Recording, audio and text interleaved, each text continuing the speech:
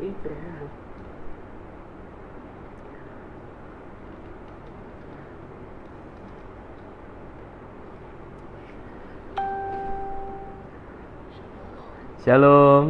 Bapak Ibu yang terkasih dalam Tuhan. Apa kabarnya hari ini? Puji Tuhan ya. Selamat berjumpa kembali di dalam acara Yuk Pak Omong tentang Yesus malam hari ini. Tidak terasa kita sudah ada beberapa bulan kita acara ini ya, bersama saya Pastor Rudi Harto, dan saya berdoa malam hari ini kita semua menikmati kasih dan kebaikan Tuhan dalam hidup ini, anugerah Tuhan yang sempurna dalam hidup kita. Puji Tuhan ya. Malam hari ini saya ditemani oleh anak saya Elijah ya, dengan setia dia menemani kita malam hari ini. Puji Tuhan. Saya menyapa dulu yang baru bergabung malam hari ini ya. Ada Ibu Yublina, ada Shalom ya. Selamat bergabung malam hari ini. Puji Tuhan ya. Shalom dari Timor Leste. Apa kabar Timor Leste? Ibu Nanda, saya berdoa semuanya dalam keadaan baik. Puji Tuhan. Haleluya, haleluya.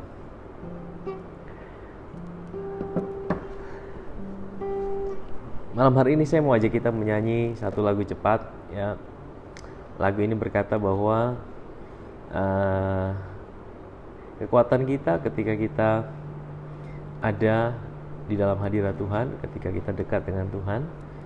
Dan saya percaya itulah yang menjadi kekuatan buat setiap kita. Saya berdoa malam hari ini kita boleh nikmati hadirat Tuhan. Mari kita sama-sama kita menaikkan pujian.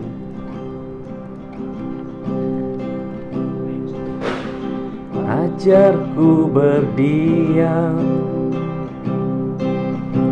dekat di hatimu, di saat ku berpaling temukan cintamu. Di sana kau menanti untuk bawaku lagi bersekutu dalam damai yang sejati. Oh, ku damba hadirmu. Oh, inilah rinduku. Hidupku hanyalah untukmu. Segenap hatiku kagum akan kebaikanmu, dan nafasku menceritakan kasih-Mu. Ajarku berdiam dekat di hatimu.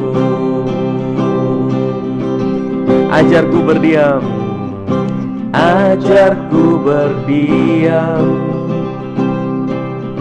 dekat di hatimu. Di saat ku berpaling temukan cintamu. Di sana kau menanti untuk bawaku lagi bersekutu dalam damai yang sejati.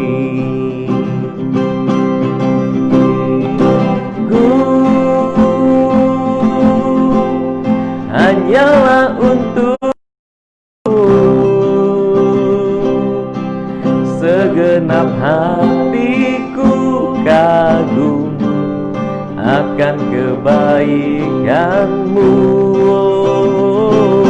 dan nafasku menceritakan kasih-Mu. Ajarku berdiam dekat di hati-Mu. Hidupku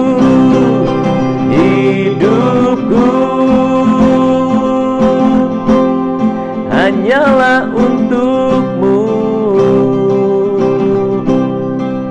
Segenap hatiku kagum akan kebaikan-Mu, dan nafasku menceritakan kasih-Mu. Ajarku berdiam dekat di hati-Mu. Hidupku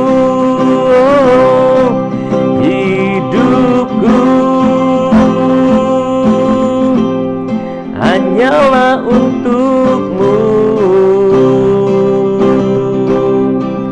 Segenap hatiku kagum akan kebaikan, oh, dan nafasku menceritakan kasih-Mu. Ajarku berdiam dekat di hati-Mu. Hidupku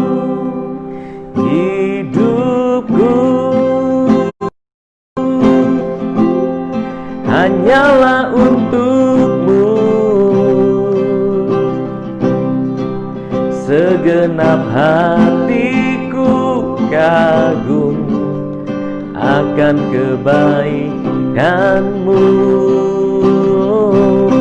dan nafasku menceritakan kasih-Mu. Ajarku berdiam dekat di hati-Mu. Selalu ada bagi kami dalam setiap apapun yang kami hadapi dalam hidup ini, Tuhan. Bapa, kami datang padamu malam hari ini karena kami tahu bahwa tempat teraman bagi kami adalah ketika kami ada dalam hadirat-Mu.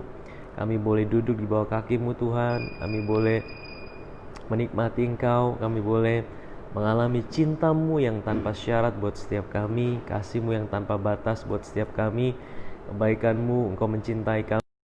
Percaya ada kekuatan, ada pertolongan, ada hadirat Tuhan yang kami. Terima kasih Tuhan, kami ucap syukur dalam nama Yesus kami sudah berdoa. Amin, amin, amin, amin, amin. Puji Tuhan. Baik, shalom, selamat malam. Sekali lagi saya menyapa ya setiap kita yang baru bergabung malam hari ini. Puji Tuhan, apa kabarnya? Ya, haleluya. Puji Tuhan, saya menyapa jemaat diosisi yang baru bergabung.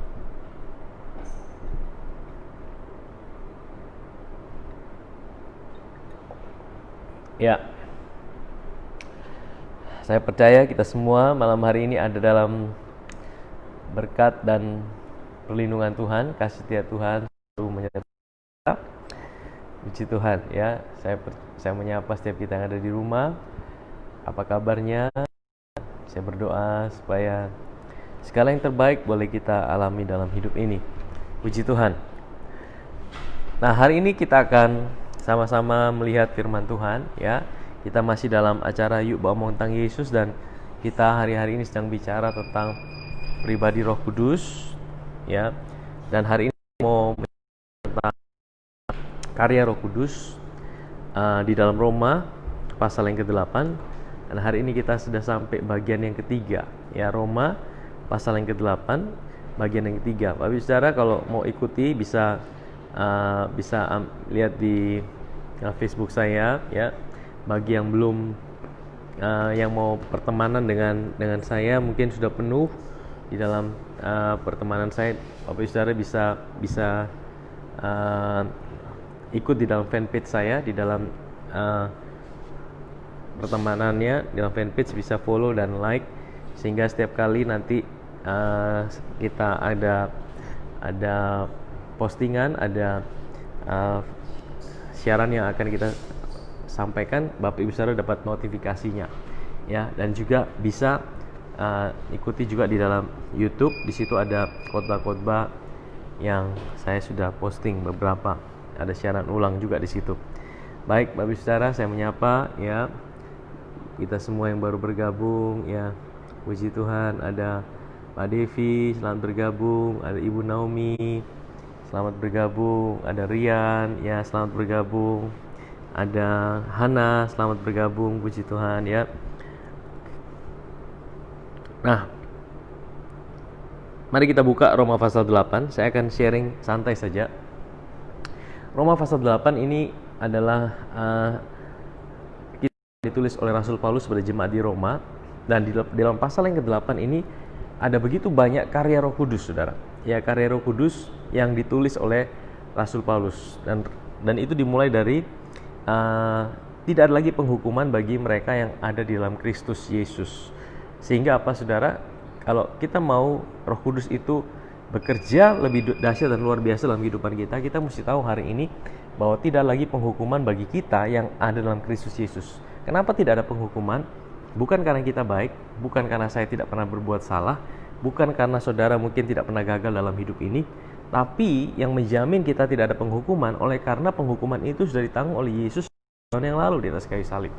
Dan hari ini, ya, karena karya kematian dan kebangkitan Kristus, kita dibenarkan oleh karena apa yang Yesus kerjakan.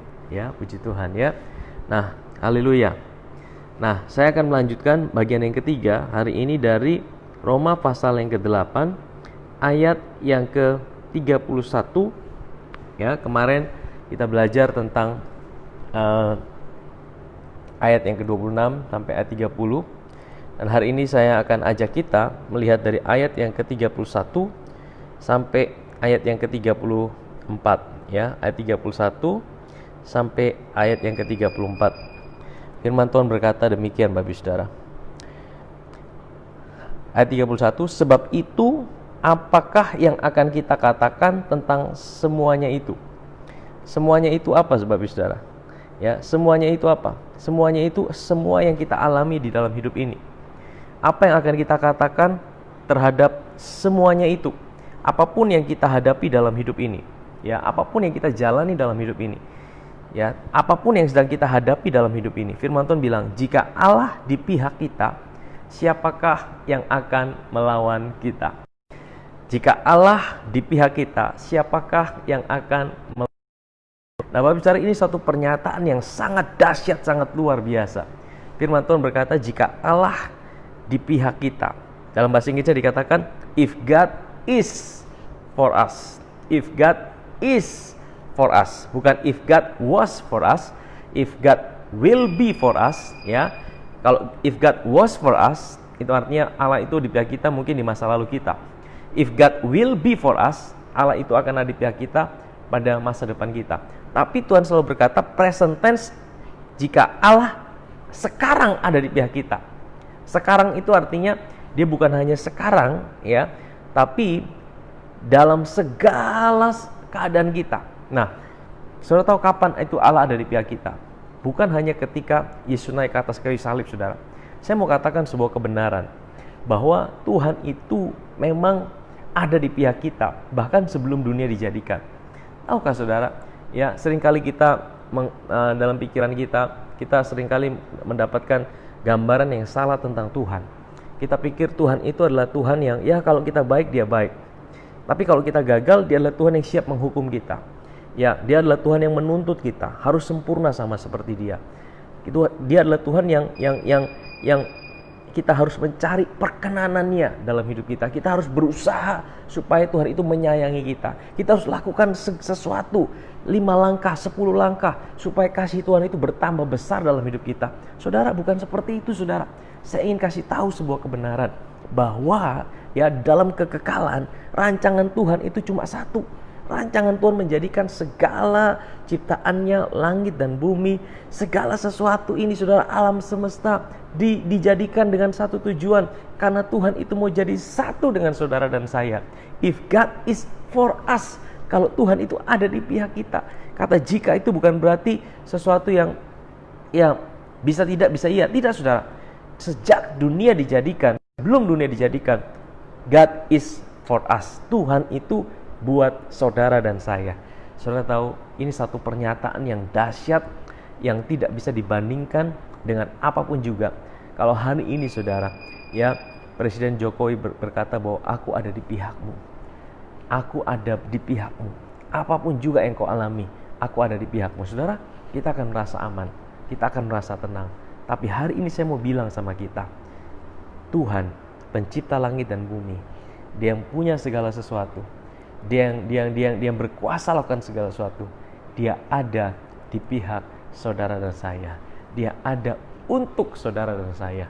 Dia ada untuk kita semua yang percaya kepada Dia. Saudara, tidak ada berkat yang lebih besar daripada itu, saudara. Ya, tidak ada berkat yang lebih besar daripada kita tahu bahwa Tuhan ada di pihak kita. Ya. Nah, Bapak Saudara, dikatakan jika Allah di pihak kita, siapakah yang akan melawan kita? Tuhan itu bukan menjadi lawan kita hari ini. Ya, bahkan sebelum dunia dijadikan, Dia itu selalu ada buat kita. Cuma cara pandang kita, agama itu selalu mengajarkan bahwa Tuhan itu seolah-olah jauh dari kita. Kita harus berusaha mendekat sama Dia. Kita harus lakukan sesuatu yang baik supaya Dia mengasihi kita. Itu agama, saudara. Agama itu selalu mengajarkan usaha manusia untuk supaya dapat perkenanan Tuhan. Tetapi saya mau bilang, kekristenan bukanlah agama, saudara. Kekristenan adalah usaha Tuhan untuk mencari manusia yang berdosa, termasuk saudara dan saya. Amin, saudara. Sehingga hari ini, saudara, kita dapatkan sebuah kepastian. Apapun yang saudara hadapi, apapun yang saudara jalani, kita punya Tuhan, kita punya Bapa, kita punya Roh Kudus yang selalu ada bersama kita. Ya, Ia yang tidak menyayangkan anaknya sendiri, tetapi yang menyerahkannya bagi kita semua. Bagaimanakah mungkin Ia tidak mengaruniakan segala sesuatu kepada kita bersama-sama dengan Dia? Dikatakan Ia itu siapa? Bapa di sorga, ya, yang tidak menyayangkan anaknya sendiri. Siapa? Yesus. Saudara, tidak ada milik yang terbaik yang sorga pernah punya, ada Yesus. Saudara, saya bayangkan kalau saya punya anak saya ada 3, ya. Kalau anak saya ini mau ditukarkan dengan penjahat, saudara, ya, saya tidak mau, saudara. Mau dibayar berapapun saya tidak mau. Dengan orang baik pun saya tidak mau, saudara. Nah, tapi saudara bayangkan, Bapa di sorga punya hanya satu kesayangannya, yaitu Yesus Kristus Tuhan. Satu-satu yang terbaik yang surga pernah punya. Tapi kalau itu diberikan buat saudara dan saya, bahkan sebelum dunia dijadikan, saudara, kita harus tahu hati Tuhan buat kita. Kita harus tahu bahwa kalau Yesus itu diberikan, firman Tuhan berkata, apalagi atau bagaimanakah mungkin Ia tidak mengaruniakan segala sesuatu. Atas segala sesuatu itu berbicara mengenai sesuatu yang lebih kecil dibandingkan Dia. Ya, kalau Yesus yang paling berharga, Yesus yang paling besar, Yesus yang paling mulia, Yesus yang tidak dapat dibandingkan dengan apapun juga, Bapa berikan buat saudara dan saya, orang berdosa, manusia yang penuh dengan kegagalan. Kalau Bapa di sorga mau berikan buat kita, anaknya itu mati buat kita, satu dengan kita. Saudara, firman Tuhan katakan, bagaimanakah mungkin Ia tidak mengaruniakan segala sesuatu yang lain bersama-sama dengan Dia. Artinya gini, saudara, seringkali kita khawatir akan hal-hal yang lain itu, saudara. Tuhan, bagaimana masa depanku? Tuhan, bagaimana pekerjaanku? Tuhan, bagaimana keluargaku?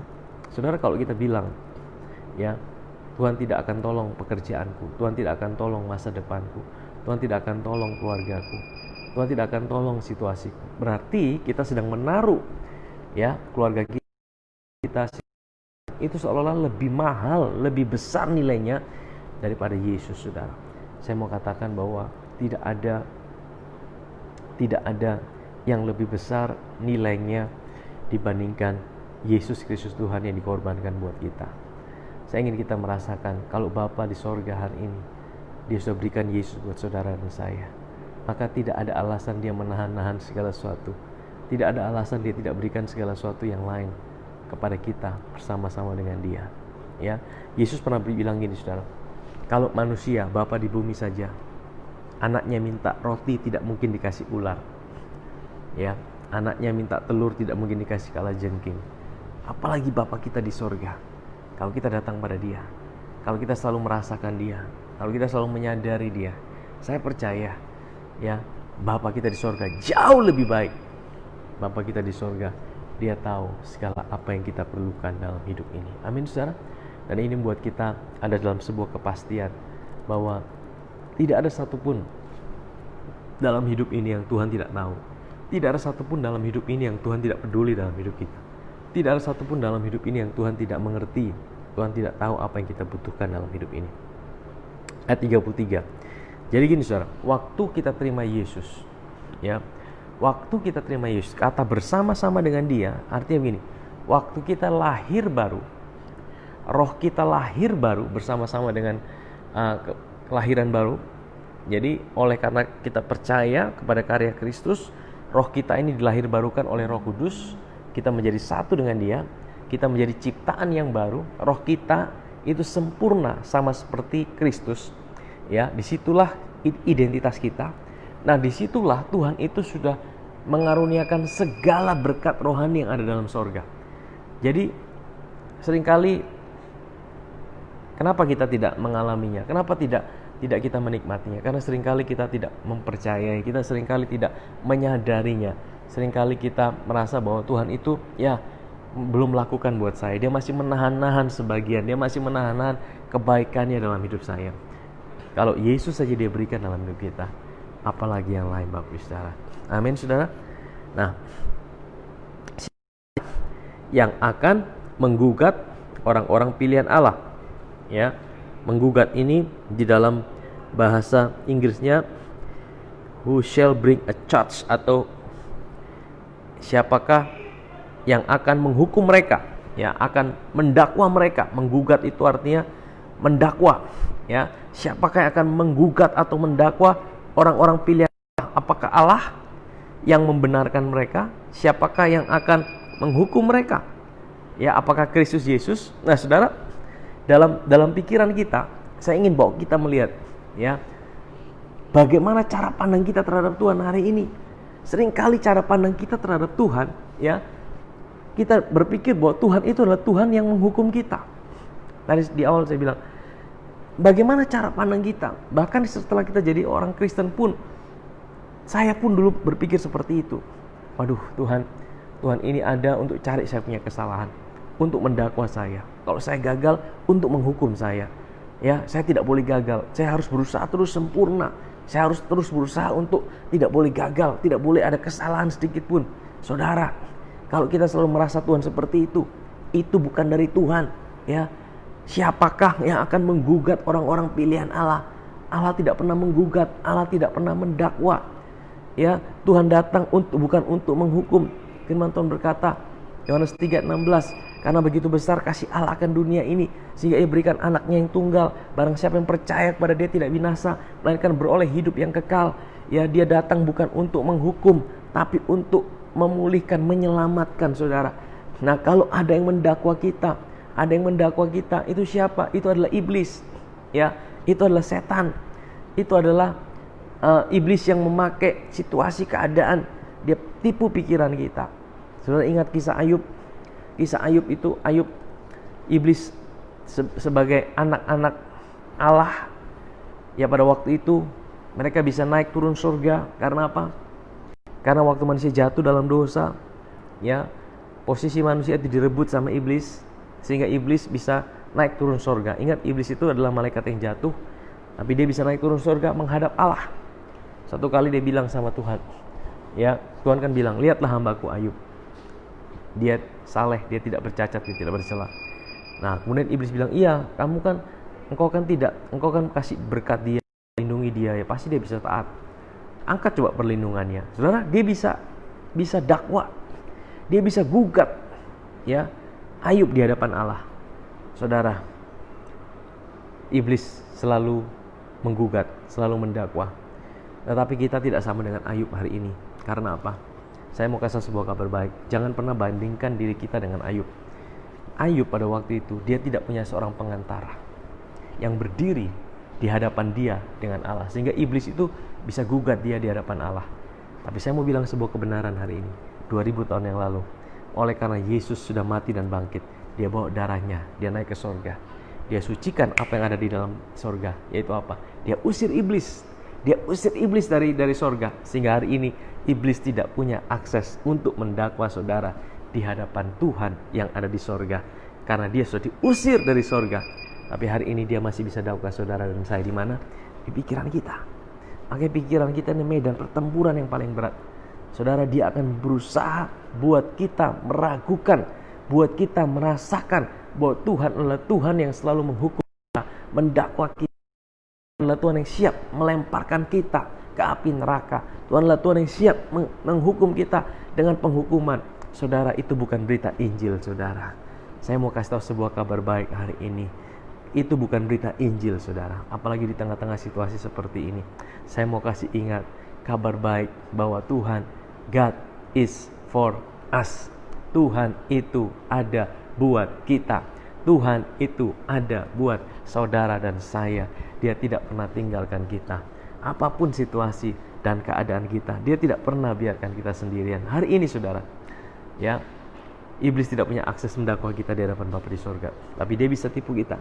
Kalau saudara ada pikiran meragukan kasih Tuhan, saudara percaya itu bukan dari Tuhan. Kalau saudara punya pikiran bahwa Tuhan bisa tinggalkan saudara karena kegagalan saudara, percayalah itu bukan pikiran dari Tuhan. Kalau saudara merasa bahwa Tuhan bisa lemparkan saudara ke api neraka karena ketidaksetiaan saudara, percayalah itu bukan dari Tuhan.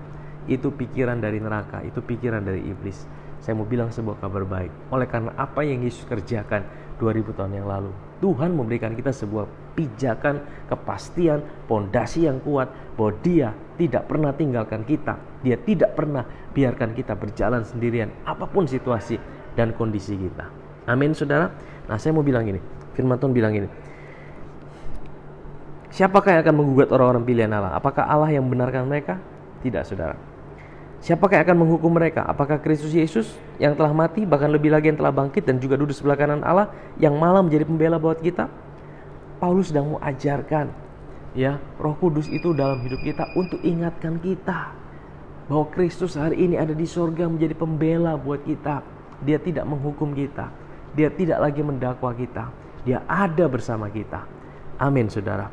Ya, dan kemudian ayat 35, siapakah yang akan memisahkan kita dari kasih Kristus? Rasul Paulus dengan tegas berkata, siapa yang bisa pisahkan kita dari kasih Kristus? Saudara, saya bayangkan Tuhan itu seperti waktu kematian dan kebangkitan Kristus dan kenaikan Tuhan Yesus ke surga. Tuhan seperti bilang sama kita, kamu nih hari ini menjadi kepunyaanku selama-lamanya. Tidak ada yang bisa pisahkan kamu lagi dari aku. Apapun juga, tidak ada yang bisa pisahkan. Sama seperti kita dipegang sama Tuhan. Kita ada dalam Kristus, kemudian kita dipegang sama Bapa. Kita ada dalam sebuah tempat yang paling aman, yang tidak pernah ada siapapun yang bisa rebut kita. Yohanes 10 ayat 28 bilang, tidak ada seorang pun atau apapun juga yang bisa merebut domba-dombaku dari tanganku. Saudara, siapa yang bisa merebut saudara dan saya dari tangan Tuhan? Tidak ada, saudara. Apakah itu penindasan? Apakah itu kesesakan? Atau penganiayaan? Atau kelaparan? Atau ketelanjangan? Atau bahaya? Dan pedang? Ya, apakah itu bisa memisahkan kita dari kasih Kristus? Tidak ada, saudara. Mungkin kita bisa ngalamin penindasan hari ini. Mungkin kita bisa alami kesesakan hari ini. Situasi pandemi, ada ketidakpastian. Ada sebuah hal yang menjadi ragu. Kita tidak tahu kapan ini virus berakhir. Kalaupun virus tidak akan berakhir, kalaupun kita harus hidup berdamai dengan virus, kalaupun kita harus hidup dalam new normal, satu hal yang pasti, bahwa kita punya Tuhan yang setia, yang tidak pernah tinggalkan kita. Kita punya Tuhan yang selalu ada buat kita. Kita punya Tuhan yang setia akan janjinya buat kita. Kita tidak tahu segala sesuatu, tapi Dia Tuhan yang tahu segala sesuatu dan Dia ada di pihak kita, saudara. Ya, firman Tuhan berkata, penindasan, kesesakan, penganiayaan, atau kelaparan, atau ketelanjangan, atau bahaya, atau pedang. Seperti ada tertulis, oleh karena engkau kami ada dalam bahaya maut sepanjang hari. Kami telah dianggap sebagai domba-domba sembelihan. Ayat 37. Tetapi dalam semuanya itu, kita lebih daripada orang-orang yang menang oleh Dia yang telah mengasihi kita. Kita lebih daripada orang-orang yang menang. Kita bukan hanya sekedar orang yang menang. Kita lebih daripada pemenang. Kenapa kita lebih daripada pemenang? Kenapa kita dikatakan lebih daripada pemenang? Karena bukan kita yang bertanding, bukan kita yang berperang. Yesus yang berperang, dan Dia ambil kemenangan itu. Dan kemenangan itu diberikan buat saya dan saudara secara cuma-cuma. Kita lebih daripada pemenang. Tuhan Yesus yang berperang, kita yang menerima kemenangan itu. Amin, saudara. Itulah kedahsyatan kasih Tuhan dalam hidup kita. Sebab aku yakin bahwa baik maut maupun hidup, baik malaikat-malaikat maupun pemerintah-pemerintah, baik yang ada sekarang maupun yang akan datang, atau kuasa-kuasa, baik yang di atas maupun yang di bawah, ataupun suatu makhluk lain, tidak akan dapat memisahkan kita dari kasih Allah yang ada dalam Kristus Yesus Tuhan kita. Tuhan mau bilang satu kepastian buat kita, ya. Apapun yang sedang kita hadapi hari-hari ini, tantangan apapun yang sedang kita jalani, banyak tantangan, banyak kesesakan, banyak situasi yang tidak bisa kita prediksi hari-hari ini. Tapi Tuhan bilang, itu tidak pernah bisa membuat engkau terpisah dari kasih-Ku. Dengan kata lain, Tuhan mau bilang, aku selalu ada buatmu. I am with you. God is for us. Tuhan itu ada buat kita. Bukan hanya ada di dalam kita, tapi Dia juga ada buat kita, di pihak kita. Saudara, ini satu jaminan. Ini satu jaminan yang luar biasa, saudara. Nah, ini yang Roh Kudus selalu ingatkan buat kita. Roma 8 dimulai dari tidak ada penghukuman, dan diakhiri dengan tidak ada yang bisa memisahkan kita dari kasih Tuhan. Kalau saudara sadar tidak ada penghukuman dalam hidup saudara dalam Kristus, saya percaya kita juga bisa mengalami bahwa tidak ada yang bisa pisahkan kita dari kasih Tuhan di dalam Yesus Kristus Tuhan. Amin, saudara. Saya berdoa malam hari ini, ya, dengan firman Tuhan yang singkat ini, ada kekuatan buat hidup kita, ada pengharapan buat hidup kita, ada pertolongan Tuhan dalam hidup kita. Kita selalu menyadari bahwa kita tidak perlu berusaha untuk mencari perkenanan Tuhan. Tuhan itu mengasihi kita bukan karena sesuatu yang bisa kita buat buat Tuhan. Tuhan itu mencintai kita bukan karena usaha kita, ya. Dia mengasihi kita bukan karena sesuatu yang kita bisa berikan buat Dia, tapi karena memang Dia mencintai kita. Firman Tuhan katakan, Dia mengasihi kita bahkan ketika kita masih berdosa. Bahkan saya mau bilang, kitalah pusat perhatian Tuhan. Kita ini adalah alasan kenapa Tuhan itu menjadikan segala sesuatu. Dia menjadikan segala sesuatu itu bukan untuk yang lain, bukan untuk malaikat, bukan untuk alam semesta. Manusia bukan dijadikan untuk alam semesta, tapi alam semesta dijadikan untuk manusia. Dan itu saudara dan saya. Dia mau tinggal, Dia mau jadi satu di dalam hidup saudara dan saya. Puji Tuhan, ya. Saya berdoa malam hari ini, biarlah firman Tuhan yang singkat ini bisa jadi berkat buat kita. Kalau saudara sedang mengalami tantangan, masalah, pergumulan dalam hidup saudara, malam hari ini rasakan kasih Tuhan, cinta Tuhan dalam hidup kita. Dan saya percaya bahwa kasih Tuhan itu selalu ada, Dia tidak pernah tinggalkan kita. Saya akan berdoa buat saudara malam hari ini. Saya berdoa biarlah malam hari ini dimanapun saudara berada, kasih Tuhan itu boleh menjamah hati saudara juga. Kasih Tuhan boleh melawat hidup saudara dan saya. Mari kita satu dalam doa. Bapa di sorga, Bapa yang baik, kami mengucap syukur Tuhan. Kami tahu bahwa kamilah pusat daripada segala apa yang diciptakan. Engkau menciptakan kami karena untuk mencintai kami. Alam semesta dijadikan karena Engkau mengasihi kami.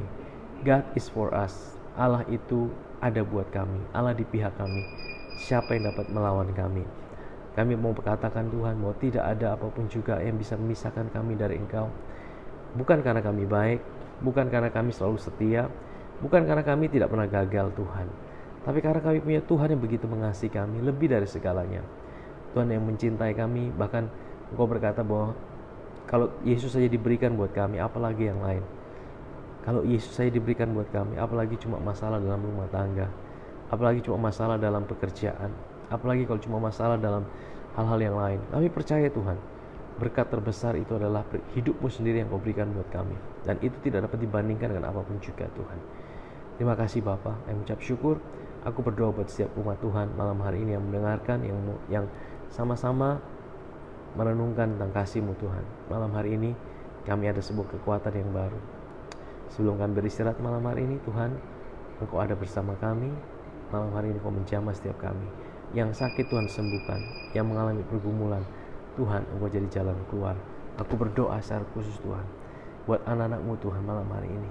Di dalam hidup mereka Tuhan, mungkin mereka sedang ngalamin frustasi, mereka sedang mengalami stres, mereka sedang mengalami pergumulan yang berat.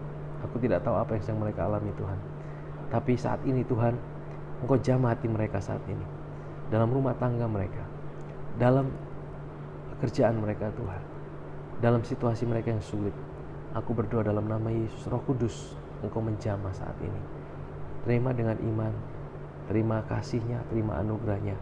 Di dalam nama Yesus berdoa. Terima kasih Bapa, terima kasih Tuhan, terima kasih Tuhan. Di dalam nama Yesus kau bisa berdoa. Amin, amin, amin. Haleluya, haleluya.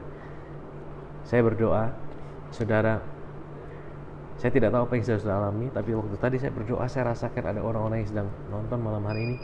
Saudara sedang ada dalam pergumulan yang berat. Saudara sedang ada dalam keadaan yang terdesak. Saudara dalam keadaan frustasi, mungkin dalam rumah tangga saudara, mungkin dalam pekerjaan saudara. Tapi Tuhan sedang melawat hidup saudara. Percayalah, tidak ada yang bisa pisahkan kita dari Tuhan. Tidak ada yang bisa pisahkan kita daripada kasih-Nya. Saudara terima anugerah-Nya, saudara terima cintanya, dan saya percaya Roh Kudus sedang melawat hati saudara. Kalau saudara tahu bahwa Tuhan sedang berbicara sama saudara, melawat saudara, saudara bisa tuliskan kesaksian apa yang saudara alami. Saudara bisa bagikan juga kalau saudara merasa diberkati. Saudara bisa share ini buat orang juga bisa mengalami kasih Tuhan. Dan saya percaya ini saat-saat yang terbaik, di mana melalui media sosial berita Injil itu bisa diberitakan. Injil yang murni itu bisa diberitakan. Ingat, Injil itu bukan bicara tentang usaha kita untuk mendapatkan Tuhan. Injil itu bicara usaha Tuhan menemukan saudara dan saya. Amin saudara.